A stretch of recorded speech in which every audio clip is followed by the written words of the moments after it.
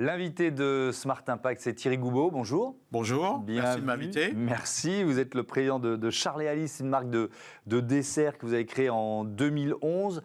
J'ai lu en préparant l'émission que vous vouliez devenir une référence en matière de produits sans sucres ajoutés. Est-ce qu'à l'époque, vous étiez un peu les seuls ou un peu en avance ? Ah oui, complètement. En fait, c'est l'histoire même plus de 20 ans. On a créé la marque Charles & Alice il y a 11 ans, mais en fait, il y a 20 ans, il y a plus de 20 ans qu'on a décidé de ne pas rajouter de sucre dans les compotes, avec effectivement deux idées. Un, d'abord, effectivement, c'est plus sain. Et puis deux, surtout, ça vous permet de découvrir le goût du fruit et le vrai goût du fruit, parce que le sucre a tendance à gommer un peu le goût du fruit, alors que là, on est vraiment sur la saveur du fruit. Et donc, ça fait 20 ans que le marché se développe et qu'il se vend de plus en plus de desserts et de compotes sans sucre ajouté par rapport à des produits sucrés. Et d'ailleurs, je trouve ça très intéressant parce qu'on parle du goût, on parle du plaisir de manger, on parle du goût. Et le goût, il s'éduque d'une certaine façon. Je discutais de ça avec des marques de céréales, par exemple, qui ont essayé de faire baisser et qui l'ont fait, là, le niveau de sucre dans leur boîte. Mais c'est pas si évident, quoi, quand vous avez des clients qui sont habitués à manger des compotes avec des sucres ajoutés. Vous voyez ce que je veux dire ? Je dirais que l'éducation, elle commence dès la plus petite enfance. Alors c'est vrai que quand on est les jeunes enfants ont tendance à aimer ce goût sucré qui donne une douceur aux aliments, mais si vous donnez très vite et de plus en plus de parents donnent très jeunes à leurs enfants des produits sans sucre, en fait vous vous apercevez que les enfants adoptent le vrai goût du fruit. Et puis alors ce qui est intéressant, c'est qu'une fois que vous avez adopté le vrai goût du fruit sans sucre, vous revenez rarement en arrière.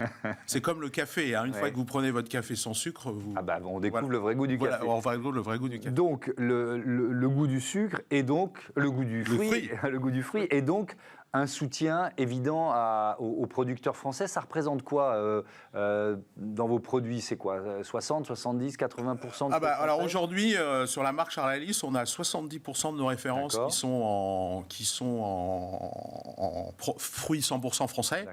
Et l'objectif, c'est d'aller encore plus loin. D'ailleurs, c'est un des objectifs qu'on s'est fixé dans le cadre de notre choix de devenir une entreprise à mission. Un de nos objectifs, c'est effectivement de favoriser l'approvisionnement local et français. Par exemple, aujourd'hui, on est 100% français en fraises, en abricots, en pêche. On a travaillé depuis 3 ans pour développer une filière de pêche française, parce qu'avant, il fallait aller chercher les pêches ailleurs en Europe. Ça, c'est étonnant quand même. Elle s'était appauvrie, la filière française de pêche. C'est qu'en fait, pour faire une bonne compote de pêche, il faut une variété particulière qui n'était pas forcément plantée et développée en France. Et donc, on a, avec un certain nombre d'arboriculteurs dans le sud de la France, on a développé une filière sur la pêche. Alors, il nous reste encore des fruits sur lesquels on veut travailler, en particulier les fruits rouges comme la framboise, la myrtille. Et ça fait partie des engagements qu'on a pris dans le cadre de notre mission, justement, c'est de développer des nouvelles filières. On va en parler justement de ce choix de devenir entreprise à mission. Quelques chiffres clés sur Charles & Alice, une ETI, entreprise de taille intermédiaire solide, 520 collaborateurs, 220 millions d'euros de chiffre d'affaires en 2023, plus 60% de croissance en 10 ans sont les chiffres que vous fournissez.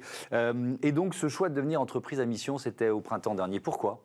Alors, c'est quelque part la suite logique de notre histoire. C'est-à-dire que notre engagement RSE au travers de développement de filières, au travers de réduction de l'impact sur l'environnement, c'est pas quelque chose qu'on a découvert il y a 6 mois. On le fait depuis longtemps.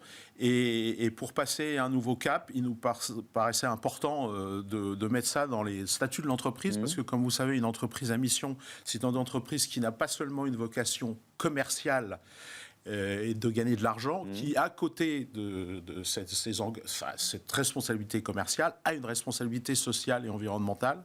Et c'est inscrit dans les statuts, ce qui change tout. Parce que vous avez des objectifs à atteindre et à tenir. Et en fait, on s'engage autour de 3 objectifs qui sont l'approvisionnement local, la réduction de l'impact sur l'environnement et ce qu'on appelle chez nous le bien vivre ensemble. Alors, c'est important ce que vous dites, parce qu'il y a la raison d'être.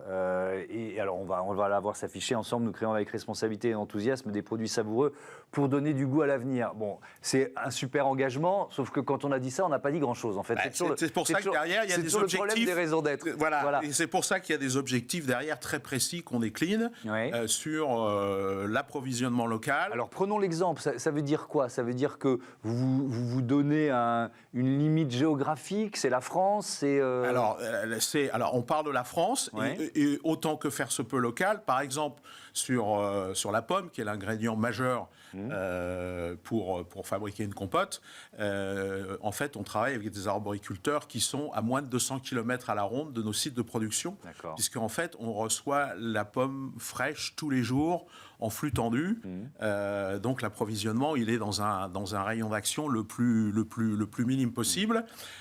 Pareil pour les fruits dont j'ai parlé, fraises, abricots, pêches, qu'on essaye d'approvisionner en France. Et l'engagement de développer des filières. Par exemple, on a pris l'engagement d'ici 2 ans de développer une nouvelle filière sur les fruits rouges. Il faut savoir qu'il y a peu de filières en France sur le fruit rouge. On a réussi à en développer une sur la fraise et on a l'intention d'en développer une sur d'autres fruits dans les 2 années qui viennent. Quand on parle de biodiversité, par exemple, pour une entreprise, alors on pourrait se dire, de toute façon, ils soutiennent la filière arboricole, les fruits, donc on est tranquille. Ou est-ce qu'il y a des efforts particuliers à faire? Alors, en plus, on travaille principalement et on essaye de ne travailler de plus en plus qu'avec des arboriculteurs ou producteurs qui sont engagés dans une démarche qu'on appelle HVE, haute valeur environnementale, dont vous avez sans doute entendu parler. Et donc, ces producteurs s'engagent aussi en termes de biodiversité, en termes de réduction de consommation d'eau, à aller toujours vers une agriculture la plus raisonnée possible. Je crois que Charles & Alice, c'est la première société à mission dans ce secteur de l'agroalimentaire. Pourquoi vous êtes les seuls? Alors, c'est peut-être pas à vous de répondre à la question, mais c'est assez surprenant, ça. Écoutez, c'est une démarche contraignante, en fait. Si vous essayez de vous mettre dans la tête de vos collègues concurrents. Pour nous, c'est pas une démarche contraignante, c'est un engagement. Ce qui est important quand vous voulez avoir une politique RSE, à mon avis, importante, c'est important d'engager toute l'entreprise. Tous les salariés et les collaborateurs, et c'est d'autant plus engageant que vous l'avez inscrit comme une mission dans vos statuts.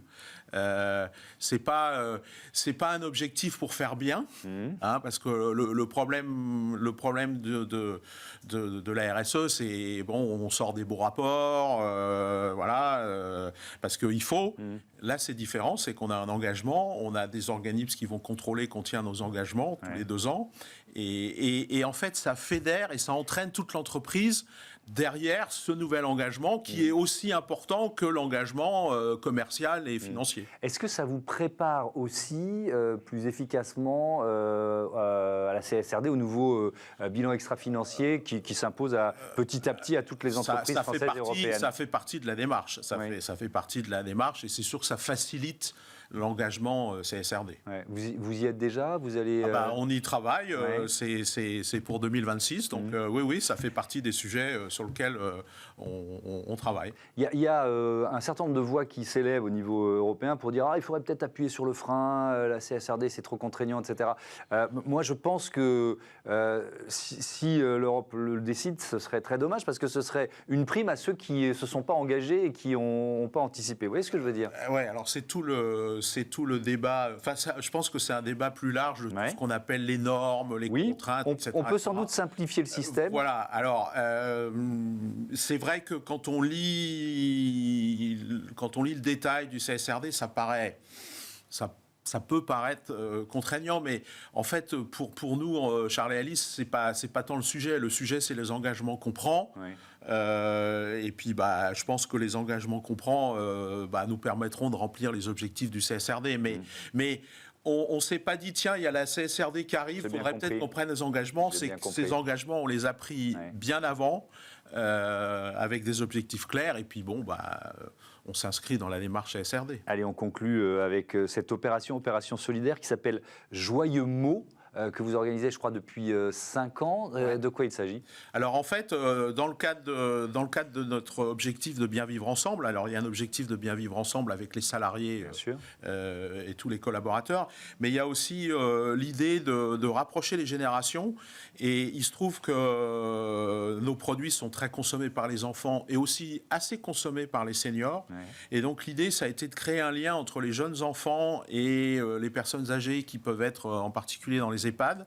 Et en fait, les écoles, dans les écoles, les enfants écrivent des petits mots, des petits joyeux mots qu'on les appelle, qu'on appose sur les petits pots de compote qui partent dans les EHPAD. Et en fait, ce qui est incroyable, c'est la réaction qu'on a eue des personnes âgées dans les EHPAD qui ont répondu aux écoles en disant ce petit sourire au moment des fêtes est hyper sympa. Et ce qui fait que maintenant, on organise même des réunions dans les EHPAD et on va même essayer d'organiser maintenant des rencontres entre les jeunes enfants et les personnes âgées. Voilà une belle idée. Merci Thierry Goubeau d'être venu nous rejoindre ici à Paris sur le studio de Be Smart for Change. À bientôt. Merci beaucoup. On passe tout de suite à notre débat.